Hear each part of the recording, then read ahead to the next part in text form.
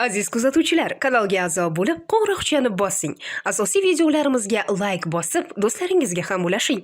Bu bilan siz Khan Academy Uzbekning rivojlanishiga va ommalashishiga o'z hissangizni qo'shgan bo'lasiz. Bu yerda aytilishicha, yaqinda butun mamlakat bo'ylab o'tkazilgan so'rovda AQShda ishsizlik darajasi 9% ni ko'rsatdi. Mahalliy shahar hokimi bu milliy natija uning shahri uchun ham o'rinli ekaniga shubhalanyapti. Shuning uchun o'z aholisi orasidan tasodifiy tanlanmani olib, ishsizlik darajasi 9% dan qanchalik farq qilishini bilmoqchi. P uning shahridagi ishsizlik darajasini ifodalasin. Quyida u qo'llaydigan gipotezalar keltirilgan. H0 bu ishsizlik darajasi 9% ni tashkil qilishi. Muqobil gipoteza ishsizlik darajasi ushbu sondan farq qilishini ko'rsatyapti. Ushbu holatlarning qaysi birida shahar hokimi birinchi turdagi xatolikka yo'l qo'yadi? Shu yerda videoni to'xtatib, o'zingiz javobini topishga harakat qilib ko'rishingiz mumkin. Endi birgalikda o'ylab ko'raylik. Birinchi tur xato nimaligini eslab olaylik. Birinchi tur xato.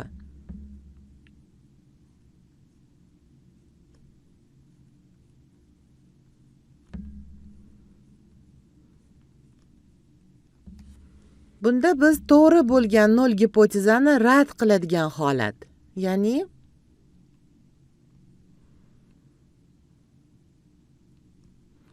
H0 to'g'ri bo'lsa-da,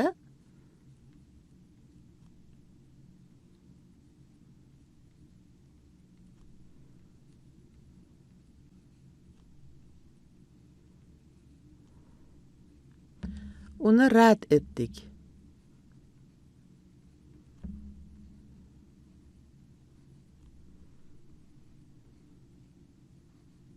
Umuman agar birinchi tur yoki ikkinchi tur xatoga yo'l qo'ysangiz, siz noto'g'ri ish qilyapsiz degani.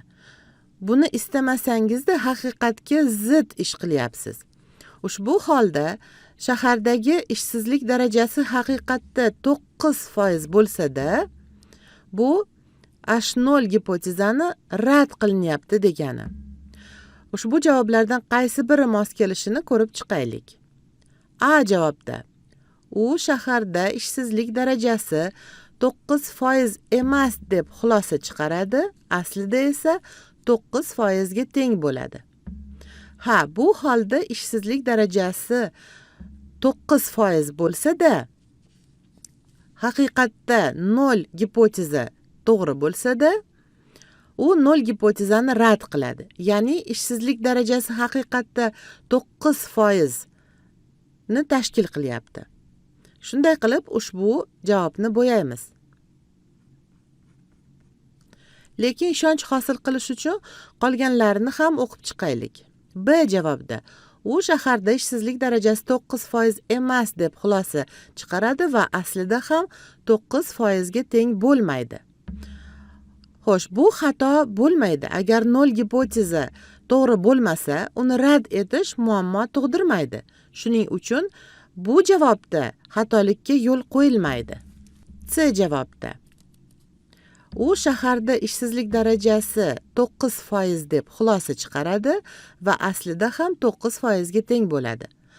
Xo'sh, yana bir bor bu yerda xatolikka yo'l qo'yilmaydi. Bu yerda 0 gipoteza to'g'ri bo'lgan holda u 0 gipotezani rad qila olmayapti. Xatolik yo'q.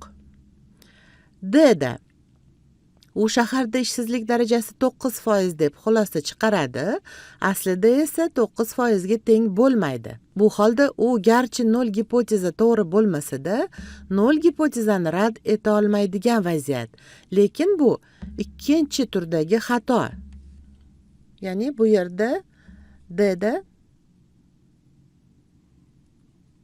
ikkinchi tur xato ro'y beryapti.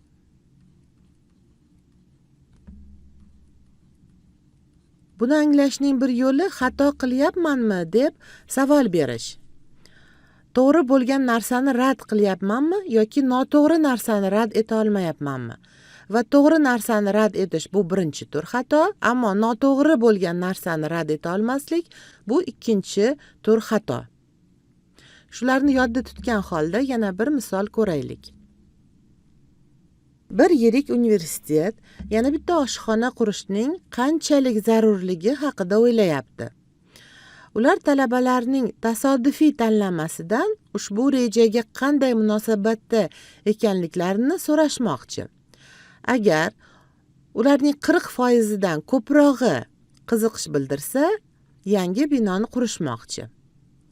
P yangi oshxona rejasiga qiziqqanlar ulushini ifodalasin. Quyida ular foydalanadigan gipotezalar keltirilgan. H0 gipoteza bu qiziqqanlar soni 40% dan kam yoki teng. Demak, 0 gipotezada 40% yoki undan kamroq talabalar yangi oshxona qurilishini qo'llashadi. Muqobil gipotezada 40% dan ko'prog'i oshxona qurilishi tarafdori bo'lishadi. Ushbu holatlarning qaysi birida ikkinchi tur xatolikka yo'l qo'yiladi? Yana bir bor videoni to'xtatib, javob topishga harakat qilib ko'rishingiz mumkin. Endi birgalikda o'ylab ko'ramiz. Ikkinchi tur xato nimaligini eslab olaylik. Bu haqida hozirgina gaplashgandik. Ya'ni ikkinchi tur xato bu H0 gipoteza noto'g'ri bo'lsa-da, uni rad eta olmaslik. H0 gipoteza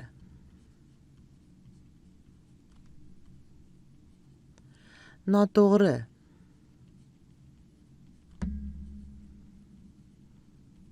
bo'lsa-da,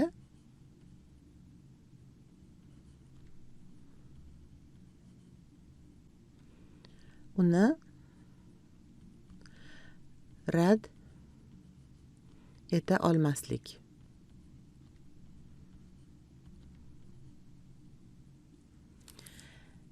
Demak, bu yerda H0 noto'g'ri. H0 noto'g'ri. Bu degani haqiqatda 40% dan ko'prog'i yangi oshxona qurilishi tarafdori, lekin siz H0 ni rad qila olmayapsiz. Bu degani, agar siz yana bitta oshxona qurmasangiz, ya'ni uncha ko'p odam bu fikrni qo'llamadi desangiz, ammo haqiqatda anchagina odam yangi oshxona qurish rejasiga qo'shilgan bo'lsa, unda bor oshxonalardagi joylar yetarlilik qilmay qolishi mumkin. Shunday qilib, ular yangi oshxona qurish kerak bo'lganida qurmaslikka qaror qilishgani bu to'g'ri javob. B da ular yangi oshxona qurish kerak bo'lmaganida qurmaslikka qaror qilishadi. Xo'sh, bu to'g'ri xulosa bo'lar edi.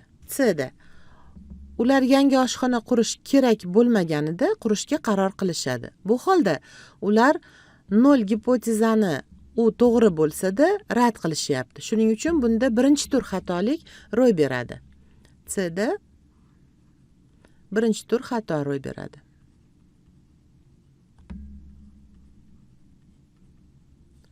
Chunki ular yangi oshxona qurishga qaror qilishsa, ya'ni 0 gipotezani rad qilishsa, garchi qurish kerak bo'lmaganida, ya'ni 0 gipoteza to'g'ri bo'lganda, unda birinchi tur xatoga yo'l qo'yishadi. D da ular yangi oshxona qurish kerak bo'lganida qurishga qaror qilishadi. Yana bir bor bu yerda xatolik ro'y bermaydi. Bu to'g'ri xulosa bo'ladi. Demak, B va D to'g'ri xulosalar. A va C mos ravishda ikkinchi tur va birinchi tur xatoliklar natijalari bo'ladi.